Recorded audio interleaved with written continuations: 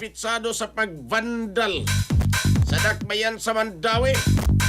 Mitugyan nga ngadtos mga otoridad human na ilhan tungod sa plaka siyang motor. Suspitsado hubog ni atong higayon na mga katropa. Hinubog na itong iyaha mga higala. Italya sa report sa Ronato kini pinagi sa pagpamati ni katrupang Almi Mata. Live report.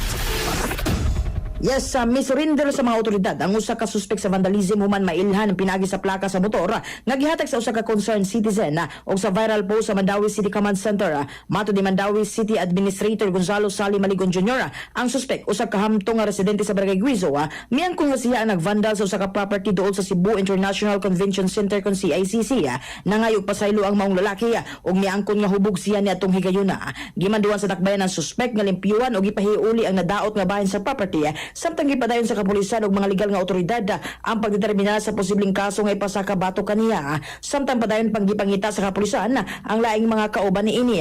Tungod sa insidente, gitanaw usab sa mga opisyal sa syudad ang posibilidad sa masugot nga mga lakang batok sa vandalism, lakip ng mas striktong pagmonitor, regulasyon sa pagbaligya sa spray paint o paghimog mga gitakdang graffiti walls alang sa mga artists. Kinumduman sa milabay nga mga adlaw, usa-usab ka minor de edad ang nasakbang nagvandal-vandal sa usa ka public school sa syudad.